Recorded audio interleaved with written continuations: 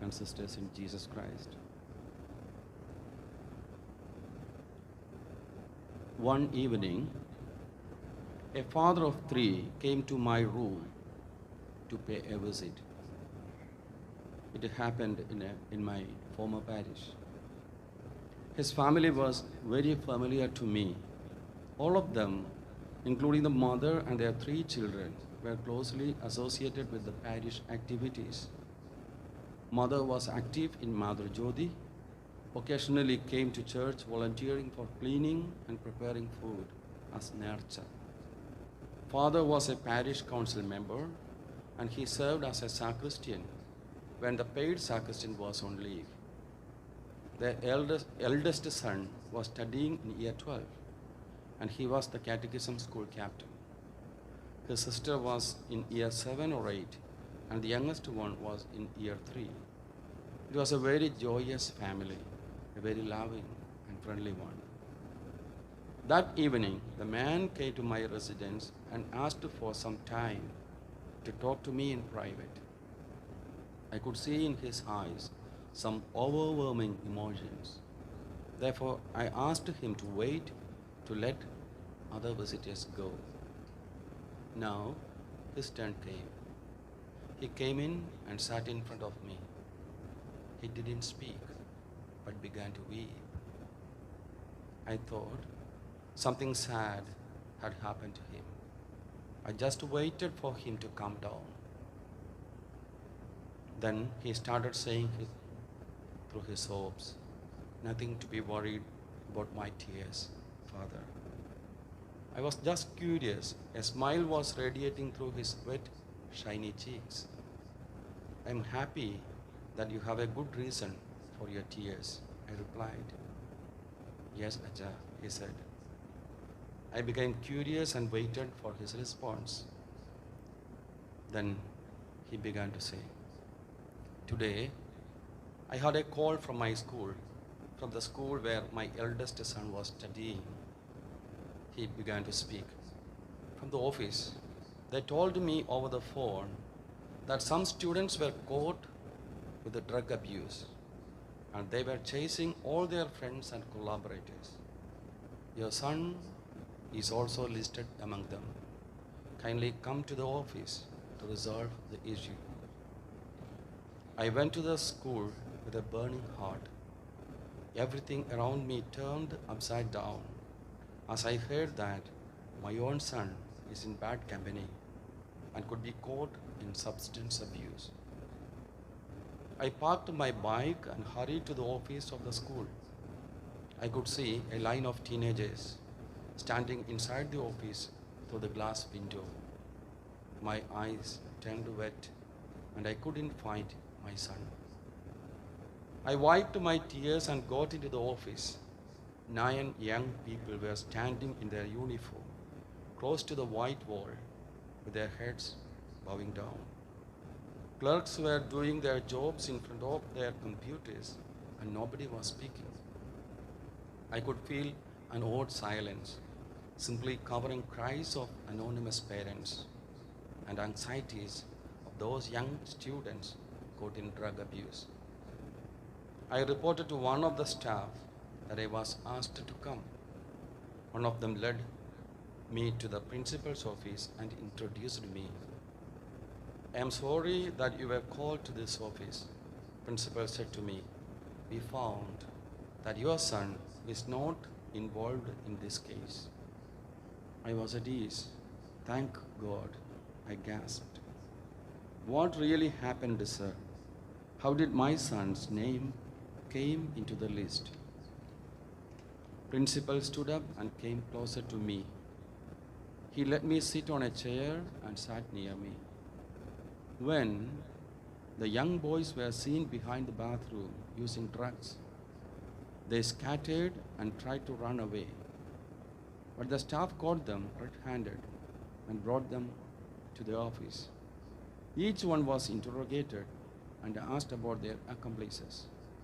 The thing was that the staff who saw them first doubted your son among them, as he usually comes to school with this group of children from the same place. And how did you rule out my son? I asked. He could also go wrong. A few of them are known to me, and I know their parents very well. Yes, that was the ground of our suspicion when we called you. But when we asked these boys, they told me that your son was never involved with the drugs. How can we confirm it, sir? They could tell lies to trick us. Yes, they could. So we asked them why and how your son was not in their group, while we always saw them coming together to school and going back together. Then they replied, when we started planning to use drugs, we asked him to join us and told him it would be fun. But he told us, if any day his father comes to know about this, it would break his father's heart. I love my father, and I don't want to do anything that makes my father sad or my mother cry. One of the staff went to the class and called your son out of the class and asked about the drug abuse that he was suspected to be involved in. He said the same words that we heard from the children caught in the incident, and thus their testimony proved true. I remained silent before the principal with my face in my palms, reflecting my own son's words. Then the principal told me, taking both my hands in his own hands, we are proud of you. You are a real father and a role model for us. I myself am not sure whether my own son will respond like this in a similar scene. My big salute to you for being such a wonderful father and bringing up such a son with an awesome character. What Jesus teaches us in the Gospel of John, chapter 5, in today's Gospel, is an amazing relationship between a father and a son. Very truly, I tell you, the son can do nothing by himself. He can do only what he sees his father doing. Because whatever the father does, the son also does. What we discussed today is how a father-child relation evolves over time and how it matters for our life in a country like Australia, where all of us are migrants without much social or wider family support. The first thing I want to remind you from the words of Jesus is that the father is the motivation, role model, and hero of every child when he or she grows up. On every Father's Day, our children will write the note below in their gift card with Dad's caricature. You are really a wonderful dad, stronger than Hercules, brilliant than Einstein, and handsome than Ryan Reynolds. One day, I noticed a family entering into our church. They were a bit late, and I had already started Holy Kurbana. It was the father who entered first. I saw him holding his right hand over his left chest and giving a deep bow before the altar while entering the main door. Then his eldest daughter came in. She also put her right hand over her left chest and bowed. And her younger one followed. She too did the same. The father had taught their children how to enter a church with devotion. Jesus says, son is doing whatever he sees his father is doing. Therefore, every father is holding on to the responsibility of the direction to which their child is growing. No father can escape from this. Secondly, I want to share with you that the father is a fortress or a shield for a son or a daughter. Fortress means something big, like the Great Wall of China. It offers defense, watchtowers, and definitely some kind of border controls. The imagery of the fortress has got two implications. The child feels the comfort of protection when thinking of his or her father. Second thing, the limits and boundaries the father puts in his own life becomes the limits of his children's lives. Values of the father become the values of the children. When a question of choice comes, the son or daughter will ask to himself or to herself, will this be up to the standards or borders of life which my father taught me by his own life? Will my choice break the heart of my father?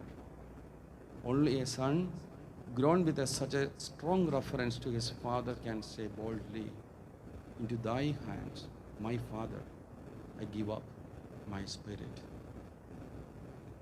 Fathers who listen to me are invited by Jesus to lend a shoulder to your child when he or she is facing a tough situation and assure them with your compassion and courage.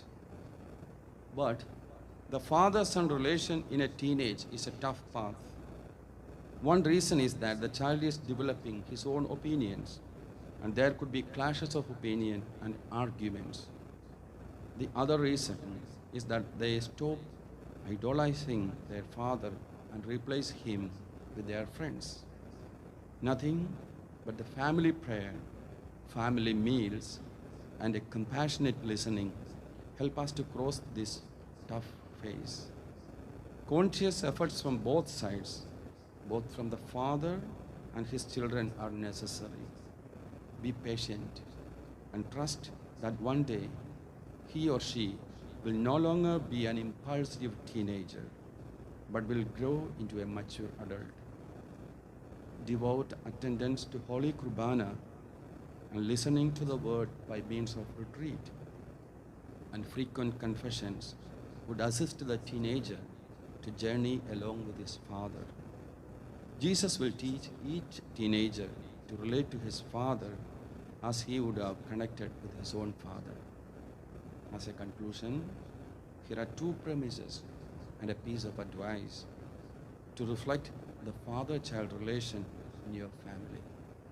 The first one. This one is about the emotional connection between you and your child.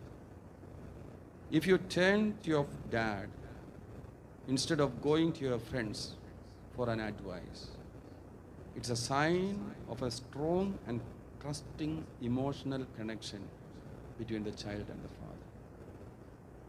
Second one, it is about the physical connection. If your father is patting your back, or gives you a shake hand, or readily hugs when you share some accomplishments like winning a match or completing an assignment, it's a sign of healthy physical connection. Now, finally, the little piece of advice.